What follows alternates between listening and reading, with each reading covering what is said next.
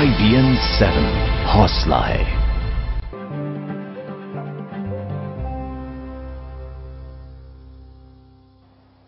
आप सबको मेरी तरफ से दीपावली की बहुत बहुत शुभकामनाएं। गुजरात के लोग नया वर्ष भी मनाते हैं, उनको नववर्ष की शुभकामनाएं। और आज बहनों का त्योहार है, भाई दूज, तो सभी बहनों को मेरे प्रणाम। और आज इस पवित्र दिवस पर अस्पताल में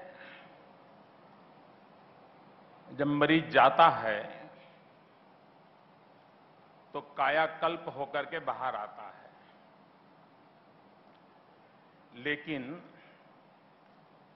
अस्पताल का ही कायाकल्प हो ये बहुत कम होता है। और आज मैं देख रहा हूं कि 98 ईयर ओल्ड एक अस्पताल का कायाकल्प हुआ है, उसे एक नया जीवन मिला है।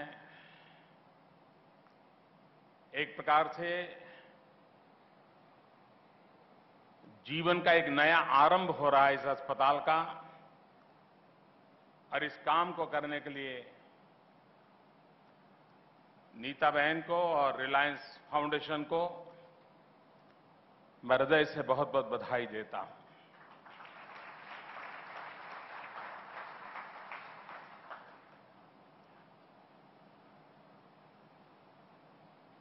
हमारे देश में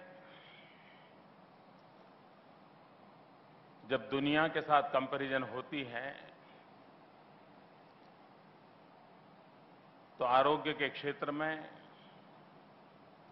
बहुत सी बातें ऐसी हो जिसमें हमें शर्मिंदगी महसूस करनी पड़ती है।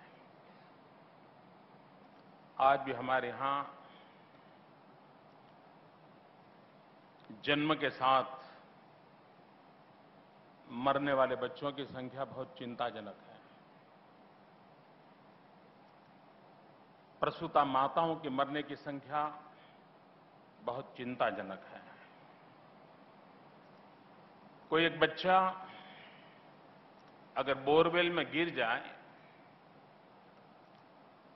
तो देश भर के मीडिया के लोग वहां पहुंच जाते हैं, रनिंग कमेंट्री देते हैं, वो हिल रहा है, सांस की आवाज आ रही है, रोने की आवाज आ रही है, और हर परिवार खाना वाना छोड़ करके टीवी स्क्रीन के सामने बैठ जाता है। और जब तक वो बच्चा जिंदा नहीं निकलता है एक मायूसी का माहौल रहता है। एक बच्चा बोरवेल में गिर जाए देश परेशान हो जाता है। लेकिन हमें पता नहीं होता है कि हमारे अगल बगल में सैकड़ों की तादाद में बच्चे जन्मते साथ ही मृत्यु की शरण हो जाते हैं। कभी बालक मर जाता है, कभी मां और बालक दोनों मर जाते हैं। और कारण जो प्राथमिक सुविधाएं चाहिए उसका अभाव है। और तब जाकर के समाज और सरकार मिल करके इसे हम प्राथमिकता देकर के गरीब से गरीब व्यक्ति को आरोग्य की सुविधाएं कैसे उपलब्ध हो, उस दिशा में जितने प्रयत्न हम करें कम है। उसमें आज एक आधुनिक स्वरूप में इस अस्पताल का मध्यम वर्गीय गरीब परिवारों के लिए बहुत उपकारक सिद्ध होगा।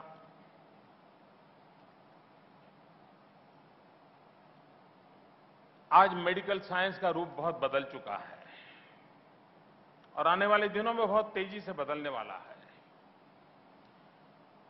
धीरे धीरे डॉक्टरों की एक्सपर्टाइज मेडिकल इक्विपमेंट ले रहे हैं। ज्यादातर इक्विपमेंट तय कर देता है कि आपकी क्या तकलीफ है, बाद में डॉक्टर के हाथ केस जाता है। और इक्विपमेंट के क्षेत्र में इतनी कठिनाई है कि इतने कॉस्टली इक्विपमेंट्स हैं कि सामान्य अस्पतालों में इसको बसाना बड़ा मुश्किल है। और इसलिए हमने एक इनिशिएटिव लिया है, मेक इन इंडिया। क्यों न हमारे देश में मेडिकल के लिए आवश्यक जो इक्विपमेंट है उस इंडस्ट्री को बढ़ावा मिले, फॉरेन डायरेक्ट इन्वेस्टमेंट आए, और अगर हमारे देश में इस प्रकार के साधन मैन्युफैक्चर होते हैं तो दूर दरार गांवों तक बहुत कम खर्चे में इन व्यवस्थाओं को उपलब्ध किया जा सकता है। आज के इंफॉर्मेशन टेक्नोलॉजी के युग में टेलीमेडिसिन के माध्यम से एक्सपर्ट ओपिनियन के लिए कहीं दूर दरार क्षेत्र में भी, पहाड़ों में भी रहने वाले व्यक्ति को भी अगर ये नेटवर्क के साथ जोड़ा जाए तो अच्छे से अच्छी सेवा उपलब्ध की जा सकती है। भारत सरकार ने एक डिजिटल इंडिया का बेड़ा उठाया है। उसका मूल जो फायदा होना है वो एक, टेलीमेडिसिन के माध्यम से गरीब से गरीब पेशेंट को अच्छी सुविधा कैसे मिले, और दूसरा, गरीब से गरीब बालक को अच्छी शिक्षा कैसे मिले। और आज की टेक्नोलॉजी के माध्यम से ये संभव हुआ है और उस दिशा में हम प्रयास कर रहे हैं और आने वाले दिनों में जरूर उसके अच्छे परिणाम मिलेंगे। आरोग्य के क्षेत्र में ये माना हुआ है कि प्रिवेंटिव केयर हम कितनी करते हैं उस पर ही हमारे आरोग्य की संभावनाएं रहती है। बीमार होने के बाद ठीक होने में खर्चा बहुत ज्यादा लगता है, लेकिन बीमार न होने के लिए बहुत कम इन्वेस्टमेंट होता है। लेकिन वो कम इन्वेस्टमेंट में हमारी रुचि कम रहती है। व्यक्ति के जीवन में भी प्रिवेंटिव हेल्थ केयर के विषय में जितनी कॉन्शियसनेस चाहिए, जितनी अवेयरनेस चाहिए और जितनी सुविधाएं चाहिए, अगर व्यक्ति को पीने का शुद्ध पानी मिल जाए तो भी हेल्थ सेक्टर में बहुत तेजी से सुधार आ सकता है। पीने का शुद्ध पानी, मेरा अपना अनुभव बताता हूं। आप लोगों ने आज से 10 साल पहले साबरमती नदी देखी होगी तो, और किसी बच्चे को कहा जाए कि साबरमती पर ऐसे लिखो तो वो लिखता था कि नदी में बालू होती हैं, सर्कस के टेंट लगते हैं, क्रिकेट खेलने के लिए अच्छी जगह होती है, क्योंकि उसे मालूम नहीं था कि वहां पानी होता है, नदी में पानी होता है। वो साबरमती के तट पर रहने वालों को पता नहीं था। जब उसको नर्मदा नदी के पानी से जोड़ा गया और साबरमती नदी को जिंदा किया गया, रिवरफ्रंट बनाया गया, दुनिया की नजरों में तो इतना ही है कि वाह, रिवरफ्रंट बहुत अच्छा लगता है, हिंदुस्तान में पहला रिवरफ्रंट बना। लेकिन उसका जो और उपयोग हुआ, उसके कारण रेन वाटर हार्वेस्टिंग हुआ, ये पानी का सिंचन हुआ, जो नर्मदा का पानी आया, वाटर टेबल ऊपर आए। पूरे शहर के जो वाटर टेबल ऊपर आने के कारण म्युनिसिपल कॉर्पोरेशन का बिजली का बिल पर ईयर 15 करोड़ रुपए कम हो गया, तो वो और खुश हो गए। अब ये लोगों की नजर में तो हाँ, ये वहां पानी आया, अच्छा लगता है, जरा शेयर करने के लिए ठीक लगता है। लेकिन सबसे बड़ी बात, जिन लोगों ने आज से 10 साल पहले, 12 साल पहले अखबार देखेंगे, अगर 5 दिन 7 दिन भी बारिश ज्यादा रहती थी तो अस्पताल की तस्वीरें अखबार में छपती थी। पेशेंट्स के लिए जगह नहीं थी, वहां की कॉरिडोर के अंदर पेशेंट पड़े हुए हैं, और एपिडेमिक का हाल बन जाता था। गरीब परिवार को सबसे बड़ी मुसीबत होती है। अगर ज्यादा गर्मी हो तो गरीब मरेगा, ज्यादा ठंड हो तो गरीब मरेगा, ज्यादा बारिश हो तो गरीब मरेगा। सारी मुसीबतें अगर किसी को झेलनी पड़ती है तो गरीब को झेलनी पड़ती है। और गरीब जो बीमार होता है तो एक इंसान बीमार नहीं होता है, गरीब बीमार होता है तो पूरा परिवार बीमार हो जाता है। अगर ऑटो रिक्शा चलाता है, बीमार हो गया, 3 दिन तक पूरा घर भूखा मरता है। लेकिन ये पानी के कारण, वाटर टेबल ऊपर आने के कारण शुद्ध पानी की संभावना पैदा हुई, फ्लोराइड से मुक्त पानी मिलने की संभावना हुई। 10 साल में एक भी एपिडेमिक का अनुभव अहमदाबाद ने नहीं किया था। कहने का तात्पर्य यह है कि शुद्ध पीने का पानी, इस पर हम जितना बल दें वो आरोग्य के लिए। और ज्यादातर हमारे यहां बच्चे, अभी मैंने एक रिपोर्ट पढ़ा था कि पाकिस्तान में जो बच्चे मरते हैं उसमें से 40% बच्चे, मरने वालों में से 40% मरने का कारण यह था कि वे खाने से पहले हाथ नहीं धोते हैं। अब ये स्वभाव सिर्फ पाकिस्तान का ही हो गया था नहीं, हम भी तो वही हैं, वो क्या अलग हैं। हमारी तो पुरानी विरासत तो एक ही है। और इसलिए हमारे देश में भी गरीब बच्चे, और इसलिए अभी मैं मध्य प्रदेश सरकार को बधाई देता हूं, उसने एक बड़ा अभियान चलाया, बच्चों को सामूहिक रूप से साबुन से हाथ धोने का कार्यक्रम किया। और उन्होंने Guinness book of world record में अपना नाम दर्ज कराया है कि एक समय में एक साथ लाखों बच्चों ने हाथ धोए। एक बहुत बड़ा वर्ग है जिसको लगेगा क्या हो रहा है कि ये सब देश के लिए करना। ये देश यहीं से शुरू करना पड़ी आवश्यकता पैदा हुई है, यहीं से शुरू करना पड़ी आवश्यकता पैदा हुई है।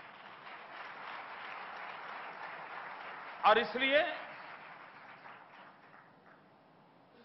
हम इन दिशा में कैसे, अभी मैं यूनाइटेड नेशन में गया था, पहली बार मुझे बोलने का मौका मिला, और मैंने एक बात कही कि क्यों ना हम इंटरनेशनल योगा डे मनाएं। मैं लगा हूं पीछे, हो सकता है कि यूएन इसको स्वीकार करे। होलिस्टिक हेल्थ केयर पूरे दुनिया के अंदर एक बहुत बड़ा आकर्षण का केंद्र बना हुआ है। अच्छे से अच्छे डॉक्टर भी होम्योपैथी की ओर जा रहे हैं। होलिस्टिक हेल्थ केयर का मूड बना है। स्ट्रेस युक्त लाइफ में से स्ट्रेस फ्री लाइफ की ओर जाने के लिए एक मूड बना है। और दुनिया को सही चीज कैसे मिले, अगर हमारे पास विरासत है तो उसको कैसे दिया जा सके, उस दिशा में अगर हम प्रयास करते हैं तो हम अपना तो कल्याण कर ही सकते हैं, लेकिन औरों का भी कर सकते हैं।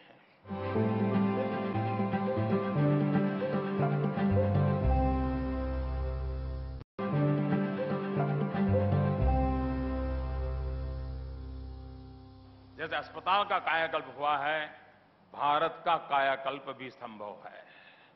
और उस सपनों को पूरा करने के लिए अगर हम प्रयास करते हैं, और मुझे विश्वास है कि जिन इनिशिएटिव को लेकर के हम आगे बढ़ रहे हैं, और मैं जब ये बातें कहता हूं तो मैं एक बात साफ करता हूं, मैं उस सोच का इंसान नहीं हूं जो ये कहे कि पहले की सरकारों ने कुछ नहीं किया। मैं ऐसी सोच रखने वाला इंसान नहीं हूं। हर एक ने अपने अपने कार्यकाल में कुछ न कुछ अच्छा काम किया है। जिस समय जिसकी जिम्मेवारी है उसने और अधिक उमंग के साथ और अधिक नई सोच के साथ उस काम को आगे बढ़ाना होता है। हमारी कोशिश है कि अगर देश को आगे बढ़ाना है तो सरकार सब कुछ करेगी, इस विचार से बाहर आना होगा, सबने मिलकर के कुछ करना होगा, तब जाकर के देश आगे बढ़ेगा। और ये सब कुछ संभव है। 125 करोड़ का देश है, क्या कुछ नहीं कर सकता है। जब मैं मार्स की बात करता हूं, अगर मुंबई के अंदर ऑटो रिक्शा में जाना है तो 1 किलोमीटर का खर्चा 10-12 रुपया होता होगा। हम मार्स पर गए, 7 रुपया किलोमीटर का खर्चा आया।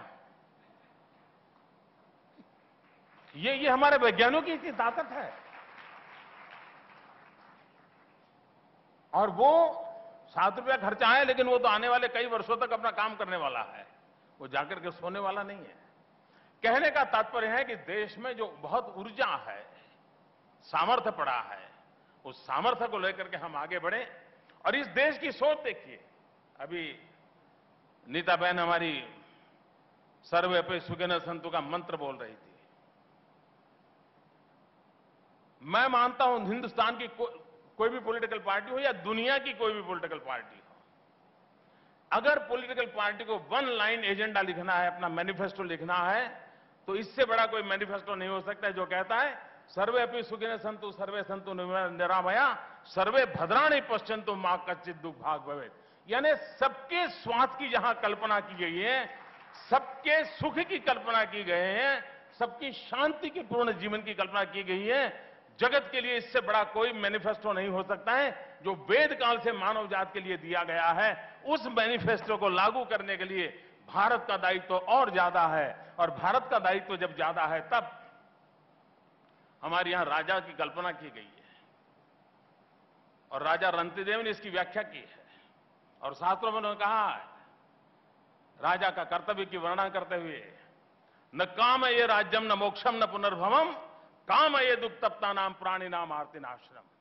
न मुझे राज्य की कामना है, न मुझे मोक्ष की कामना है, न मुझे पुनर्जन्म की कामना है। अगर कामना है तो गरीब के आंसू पहुंचने की कामना है। न काम ये राज्यम न मोक्षम न पुनर्भवम काम ये दुक्तप्ता नाम प्राणी नाम आर्तिनाश्रम। ये भारत की परंपरा रही है। उस परंपरा को लेकर के हम अगर आगे चलते हैं, मुझे विश्वास है हेल्थ इंश्योरेंस से हेल्थ एश्योरेंस की यात्रा लंबी है, कठिन है। सिर्फ स्पेलिंग बदलने से होने वाला वो काम नहीं है, बहुत बड़ी साधना करनी होगी। लेकिन उस साधना करने का संकल्प लेकर के आप सबके आशीर्वाद मिले, शुभकामनाएं मिले, जरूर सफल होंगे। मैं नीता जी को बहुत बहुत बधाई देता हूं, शुभकामनाएं देता हूं।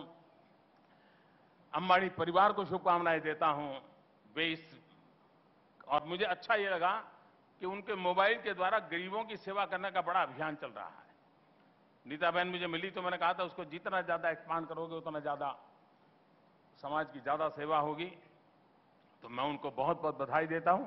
आप सबका बहुत बहुत धन्यवाद।